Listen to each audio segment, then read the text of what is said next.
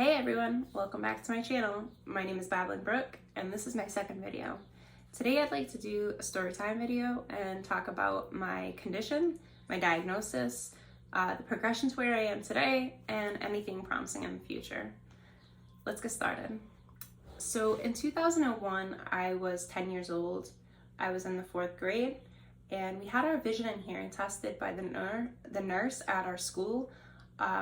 I failed that vision exam, so they sent home a little letter to my dad and it said, please have your daughter's vision checked by an optometrist. I think he thought I was kind of fibbing, that I just wanted glasses, so he brushed it off and a second note came home from school. At that point, we decided to go to Dr. McElhayes. He's with LensCrafters. I'm not sure if LensCrafters is like a nationwide thing, but it's a big optometry franchise here in New England. So we saw Dr. McElhayes and he was absolutely wonderful. He knew right from the start that I wasn't faking, that there was something wrong with my vision. He knew that my retina didn't seem right, but he wasn't sure what was wrong with it. So he decided to refer me to a retinal specialist in Boston.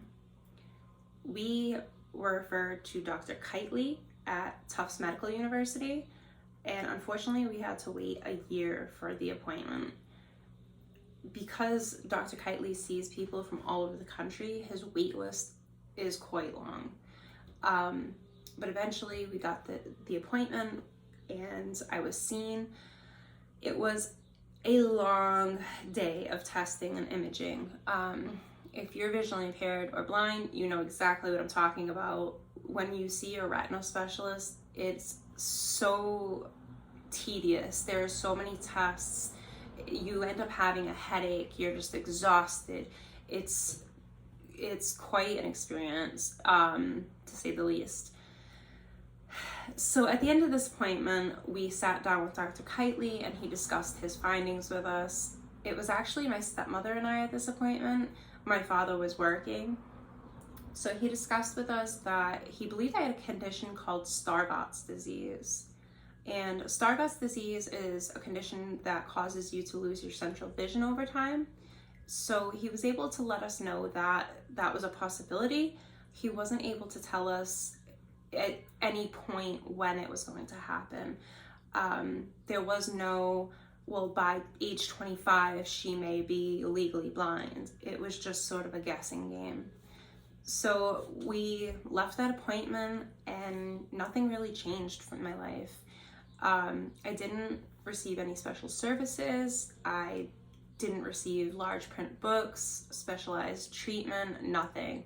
I continued elementary, junior high, and high school with the same, sighted kids. I didn't have any special treatment, like I said. I graduated high school top of my class with a $28,000 scholarship, and I was extremely proud of myself. I actually didn't tell many people that I was losing my sight. I tried to keep it kind of hidden. It was kind of hard when you were in your later teens though, because everybody's getting their driver's license and you're unable to. I was just kind of walking or taking the bus everywhere and asking people for rides. I knew that I could get my daytime license if I wanted with a letter from my optometrist. I just didn't feel comfortable driving. I knew my depth perception was really bad and I didn't want to risk anything as far as getting into an accident. I felt if it could be avoided, why not? So for years I just adapted. I didn't see a specialist until 2014. I was referred by Dr. Lashkari with Advanced Eye. He is another amazing doctor. He referred me to Dr. Commander at Mass Eye and Ear Infirmary in Boston. And Dr. Commander is one of the world's best. He really is. He is leading some astounding studies right now in the field of visual restoration, which is groundbreaking. So I am very lucky to be able to see Dr. Commander. He ran through the whole gamut of testing as Tufts University did, and was able to give me the same kind of results that Dr. Kitely did. He stated he believed I had Stargardt's disease, and while I wasn't legally blind at that time, I was considered low vision, and he was able to make some suggestions as far as what would be useful in my day-to-day life and helping me.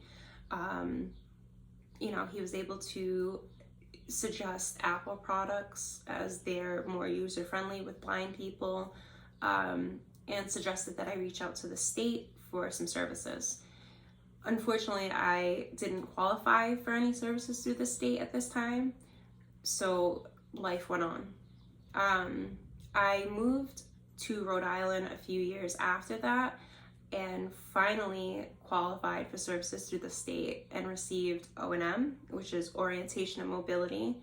I learned how to use a white cane and get around basically without relying simply on my vision. I received an assistive technology assessment through a company called Silver Lining out of Connecticut, and they are unbelievably phenomenal as well.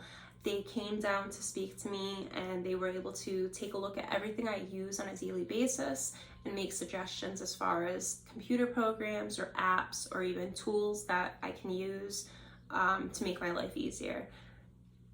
I have had 2 assessments through Silver Lining, and both were unbelievably helpful. So I highly recommend them if you want to Google them. After that, I didn't really get much help. It was another waiting game, and I finally heard of a program through Foundation Fighting Blindness, and it was called ID Your IRD, and it was offering free genetic testing. So I had reached out to my optometrist at the time and asked that he request the test. He did, and it was sent to me. So at this point, it was just a little saliva tube that I would spit into and send it back. Now, at my initial appointment for Mass Eye and Ear, I did receive genetic testing. It took 2 years to get those results, and they came back inconclusive. So I kind of felt hopeless.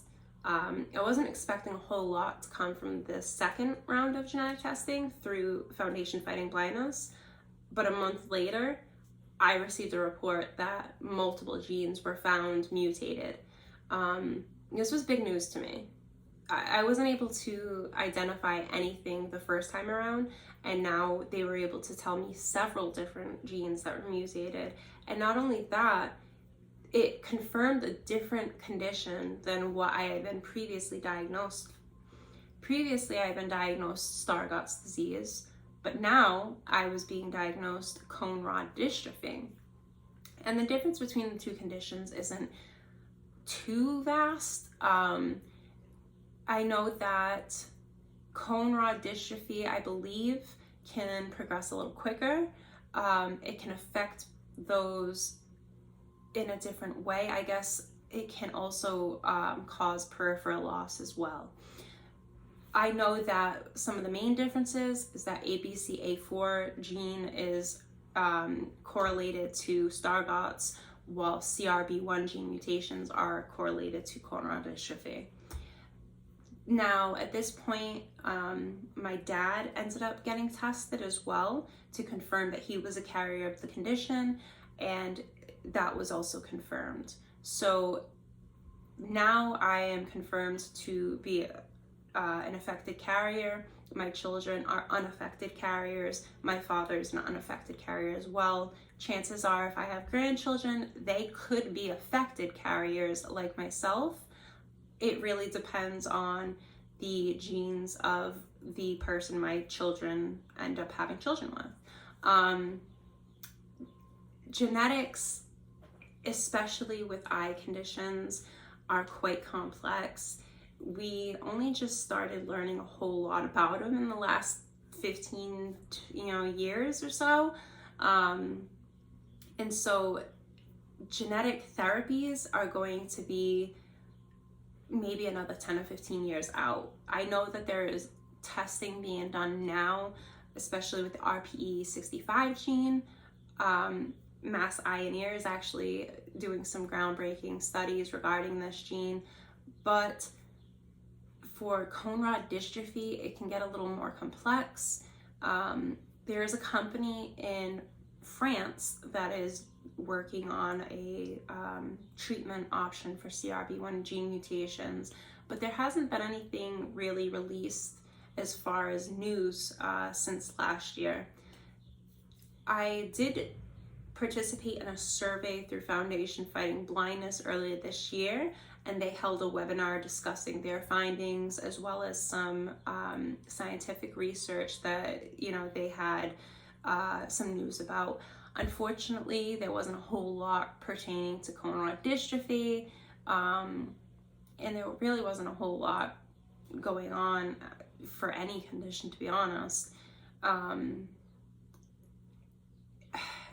It's very hard to talk about a cure and treatment. I know that it's a big big controversial topic within the blind community, because there are people who do not want to be cured, and there are people who absolutely want to be cured. I feel like I just try to be realistic about it. In the last 20 years, I've only been able to get a genetic condition confirmed. So I feel like it's going to take at least another 20, if not more years, to get a genetic cure or treatment. I know that there's research being done every day, and there are breakthroughs being made every day, but it's just very slow compared to the amount of people who are living with it and how it's affecting their quality of life.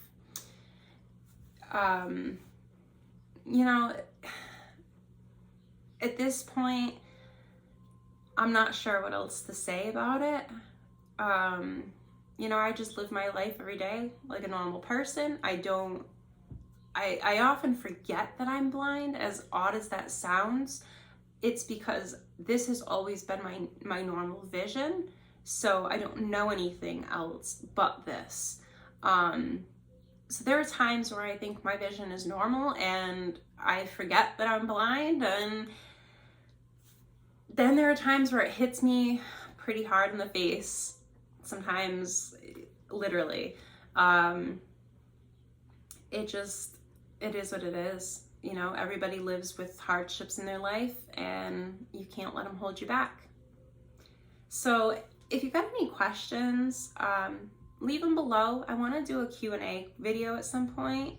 If you have any, suggestions, for sure, leave them below. This is only my second video, so I would love any input you guys have. And I just want to give a shout out to my little brother Damien. He is graduating. He was supposed to graduate today. It's being postponed to tomorrow, but I just want to give him a big shout out. I love you, and I'm extremely proud of you. I hope that everything that you do in the future is big and bright. Love you. And for everybody else, please share, comment, like. I'll see you next time.